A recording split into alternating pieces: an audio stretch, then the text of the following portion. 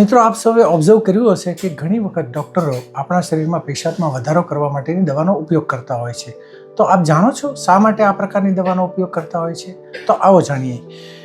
આ પ્રકારની દવાનો ઉપયોગ સામાન્ય રીતે હાર્ટ ફેલ્યોર નામના પેશન્ટને, લીવર ડિસ્ફંક્શન નામના પેશન્ટને અથવા લીવર સિરોસિસ માટેના પેશન્ટને, કિડની ફેલ્યોરવાળા પેશન્ટને તેમજ હાઈ બ્લડ પ્રેશરવાળા પેશન્ટમાં યુઝ થતો હોય છે. મિત્રો, અંબા ફાર્મસીમાં આપનું હાર્દિક સ્વાગત છે. હું નીતિન સસાની.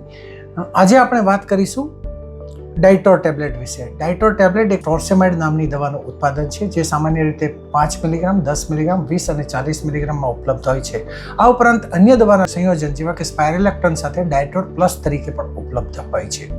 મિત્રો, ડાયટોર ટેબ્લેટ એક લૂપ ડાયુરેટિક છે. તો મિત્રો, આવો જાણીએ આપણા શરીરમાં ડાયટોર ટેબ્લેટ કેવી રીતે કામ કરે છે. મિત્રો, આપણા શરીરમાં આવેલી કિડની આપણા રક્તમાં રહેલ મેટાબોલિક વેસ્ટને ફિલ્ટર કરવાનું કામ કરતી હોય છે.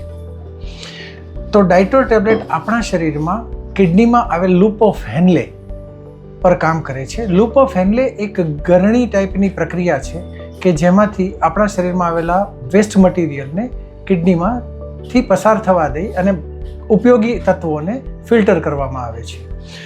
તો ડાયટોર ટેબ્લેટ આ લૂપ ઓફ હેનલે પર કામ કરી અને આપણા શરીરમાંથી પોટેશિયમ, સોડિયમ અને પાણીના વધુ પડતા પ્રમાણને ફિલ્ટર કરી લે છે અને તેનો રીએબ્સોર્પ્શન, પુનઃપ્રસ્થાપનને અટકાવે છે, જેને કારણે આપણા શરીરમાં આવેલા વધુ પડતા પાણી, સોડિયમ અને પોટેશિયમનો મૂત્રવાકે નિકાલ થાય છે, જેને કારણે આપણા લોહીના પ્રમાણમાં ઘટાડો થતાં હાર્ટ પર વર્કલોડમાં અને કિડની પર વર્કલોડમાં ખૂબ જ ઘટાડો થતો હોય છે અને આ બંને જ અંગો રિલેક્સેશન અનુભવતા હોય છે. મિત્રો, અન્ય ઉત્પાદનની વાત લઈએ તો આપણા દેશમાં ટોર્સિન, ટોર્સિનેક્સ, ડાયટોર અને ટોર્સેમાઇડ જેવા પ્રમુખ ઉત્પાદનો દરેક દવાની દુકાન પર ઉપલબ્ધ જોવા મળતા હોય છે.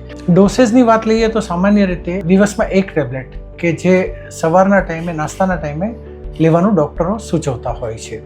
આડઅસરની વાત લઈએ તો વધુ પડતો પેશાબ થવો, શરીરમાં પોટેશિયમની ઉણપ થવી, આ ઉપરાંત ચક્કર આવવા કે થાક લાગવા જેવી સામાન્ય અસરો અમુક પેશન્ટમાં જોવા મળતી હોય છે.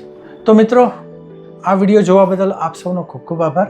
અને જો તમને આ માહિતી ઉપયોગી લાગે તો વિડીયોને જરૂરથી લાઈક કરશો અને આપણા મિત્રો સંબંધીઓમાં શેર પણ કરજો. તો ફરી મળીશું આવતા અઠવાડિયે નવી દવાની માહિતી લઈને. ત્યાં સુધી આપ મિત્રો સ્વસ્થ રહો, તંદુરસ્ત રહો, હસતા રહો.